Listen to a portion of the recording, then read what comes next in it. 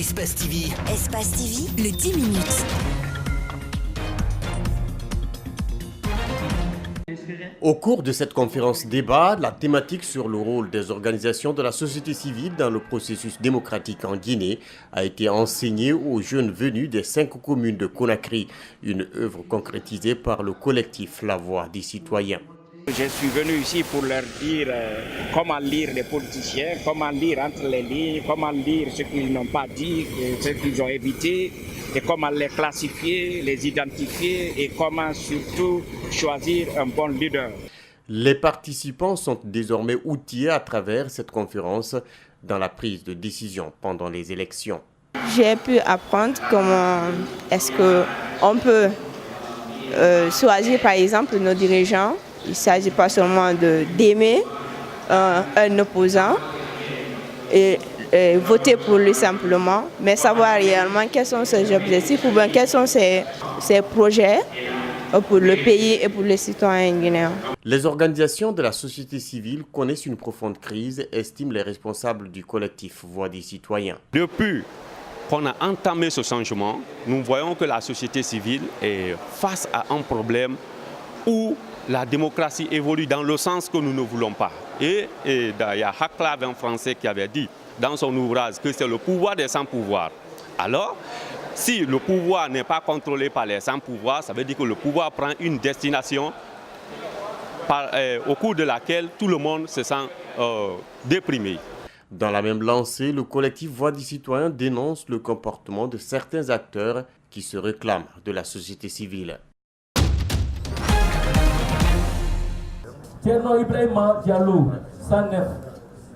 6 postes à pourvoir. Dans l'équipe sortante, seul le secrétaire général est reconduit. Après seulement 2 ans de gestion, le désormais ancien bureau cède la place à une équipe plus jeune. Dès son élection, celle-ci n'a d'ailleurs pas manqué de tendre la main à tous les membres de l'Ordre national des architectes de Guinée.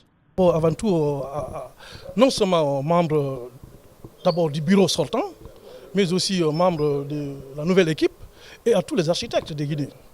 C'est-à-dire le premier message, et il invite, c'est au rassemblement. Il faut qu'on se rassemble pour défendre les intérêts de l'architecture.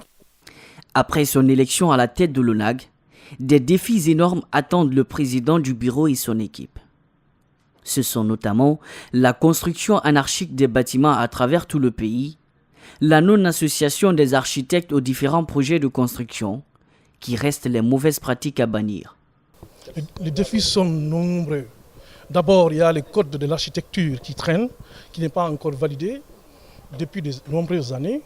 Donc la première activité à laquelle il faut tout de suite s'atteler, c'est la validation des textes.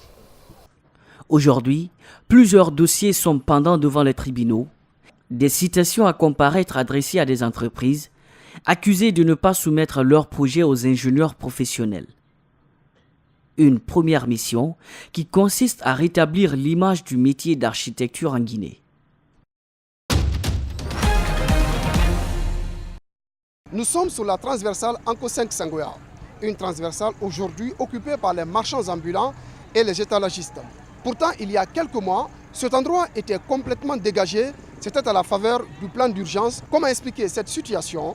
Des citoyens réagissent. Il n'y a aucune place à l'intérieur car avec la pluie, il y a de la boue et cela dérange les clients.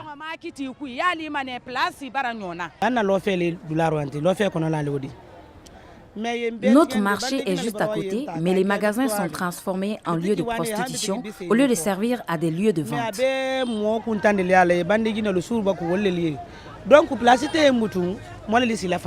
Du marché d'Anko 5 en passant par celui de la tannerie, le spectacle est désolant. La route est envahie par les marchands à la recherche du quotidien. Pourtant, ils sont exposés à des risques d'accidents souvent mortels. Les autorités doivent nous aider en construisant des marchés pour les femmes. Cela va nous permettre de quitter les abords de la route et vendre dans les marchés. Cela est un danger pour nous. Il y a encore le souvenir du marché d'Anta. Un plan d'urgence estimé à plus de 3 milliards de francs guinéens avait permis l'année passée de dégager les voies publiques en 3 mois. Aujourd'hui, la réalité est tout autre avec le retour des marchands et autres étalagistes. Finalement, beaucoup se demandent à quoi ont servi les milliards investis à l'époque. Le projet renforcement des organisations de la société civile pour la création de l'emploi durable comprend des composantes. La première a pour nom Haute intensité de main-d'œuvre (IMO). Elle consiste à entretenir les pistes rurales et à assainir des localités. La sous-préfecture de Kouramandji dans l'Abbé est l'une des communes bénéficiaires de ce projet. Revenue pauvre au pays après une aventure, cette dame trouve mieux ce travail pour subvenir à ses besoins. Nous sommes contents de vous et de nos chefs parce qu'avant, chacun nettoyait chez lui, mais ça ne devenait pas très propre faute de matériel. Maintenant, tout est propre et les routes sont rétablies. Avant, on souffrait puisque les chauffeurs n'acceptaient pas d'aller au village. Maintenant que la route est réparée, ce n'est plus le cas et le transport est moins cher. Les gens qui travaillent ici arrivent à subvenir désormais à leurs besoins. Victime de tortures lors de ses tentatives pour rejoindre l'Europe, ce jeune souhaite que ce projet perdure. Si ce projet continue, je demanderai aux jeunes de rester chez nous et d'y travailler, car aller en aventure ne nous arrange pas.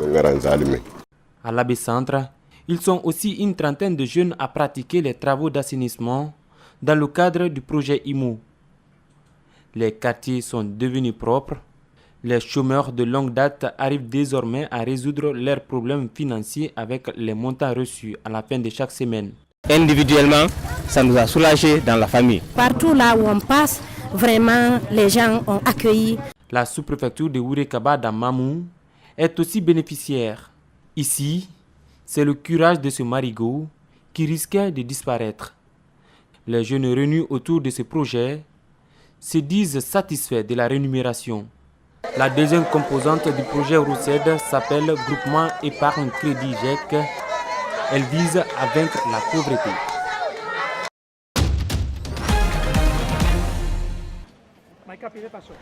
En début de matinée ce lundi, aux alentours de 6 h du matin, un individu armé d'un couteau a fait irruption dans un commissariat tout près de Barcelone, avec l'intention d'attaquer les agents de police, explique la police catalane. Il était peu avant 6 h lorsque les faits se sont déroulés. L'homme âgé de 29 ans a été abattu. Selon des sources antiterroristes citées par la Vanguardia, le principal quotidien catalan, cet homme habitant de la commune et de nationalité algérienne serait entré dans le commissariat en criant « Allah Akbar » avant de tomber sous les balles.